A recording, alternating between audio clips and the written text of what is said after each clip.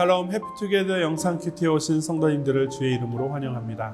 오늘 하루도 하나님의 말씀을 통해 하나님이 뜻하시는 바르고 온전한 믿음의 여정을 살아가길 소망합니다. 사랑하는 성도 여러분, 여러분은 하나님께서 여러분에게 주신 은사를 어떻게 사용하고 계십니까?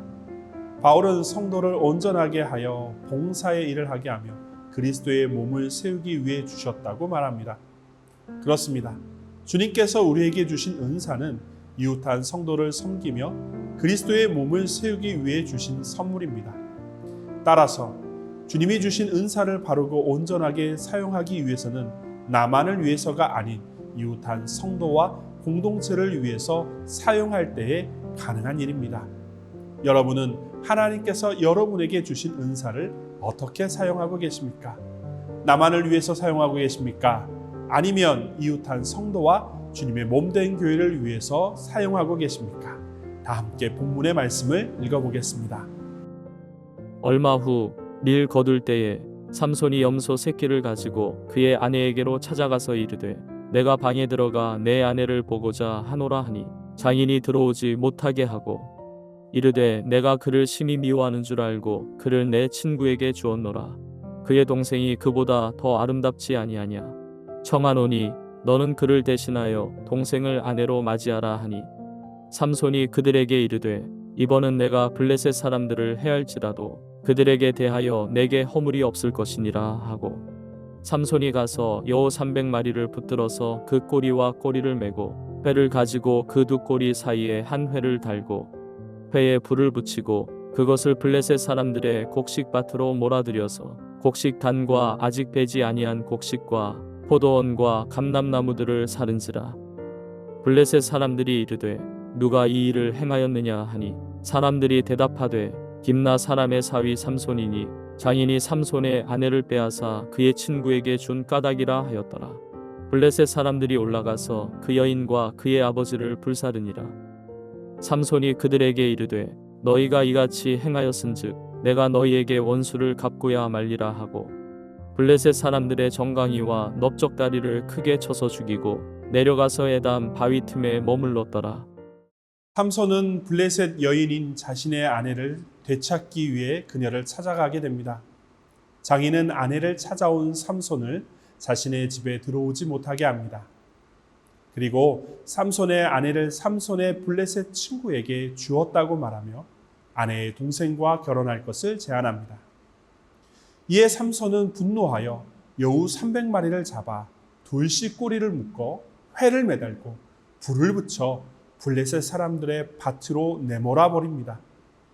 당시에 밀을 추수할 시기였기에 모든 곡식과 포도원과 감람나무들이 불타게 되고 블레셋 사람들은 삼손에게 복수하기 위해 장인과 그의 아내를 불태워 죽이고 맙니다.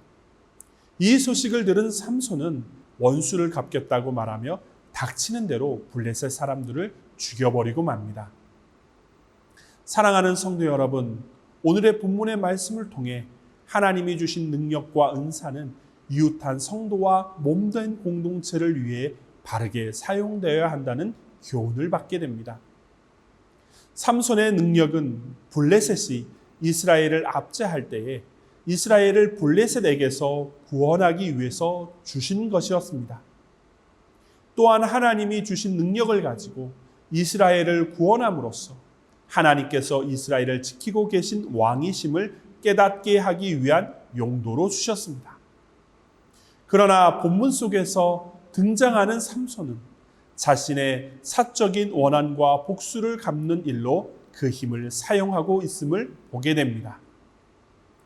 삼손은 자신의 아내를 블레셋 사람에게 준 장인의 부당한 처사에 화가 났습니다. 그러나 그 일은 장인과의 관계 안에서 해결해야 할 문제였습니다. 이를 빌미 삼아 여우 300마리를 잡아 꼬리에 불을 붙여 블레셋 사람의 곡식밭을 태워버리는 일은 자신의 화를 푸는 화풀이에 불과한 모습이었습니다. 즉 그는 하나님께서 주신 은사와 능력을 자신의 화를 푸는 일에 사용한 것입니다. 그리고 분노한 블레셋 사람들이 그의 장인과 아내를 화형에 처하자 다시 블레셋 사람들을 크게 도륙하였습니다. 이러한 삼손의 복수 역시 다분히 삼손 개인의 분노에 의한 것이었습니다. 이는 하나님이 원하시는 것이 아니었습니다. 물론 하나님은 삼손이 사적으로 블레셋을 향한 힘을 사용함으로 블레셋을 심판하는 일에 쓰이도록 섭리하셨습니다.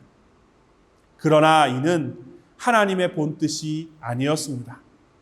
그에게 주어진 힘은 사적 복수가 아닌 이스라엘을 공적으로 구원하는 일에 선하게 사용되어야 했습니다.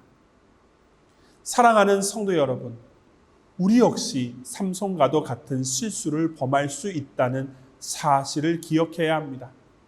하나님께서는 당신의 뜻하신 목적을 따라서 각 성도에게 다양한 은사를 나누어 주셨습니다.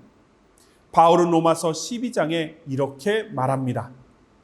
우리에게 주신 은혜대로 받은 은사가 각각 다르니 혹 애언이면 믿음의 분수대로, 혹 섬기는 일이면 섬기는 일로, 혹 가르치는 자면 가르치는 일로, 혹 위로하는 자면 위로하는 일로, 구제하는 자는 성실함으로, 다스리는 자는 부지런함으로, 긍휼을 베푸는 자는 즐거움으로 할 것이니라.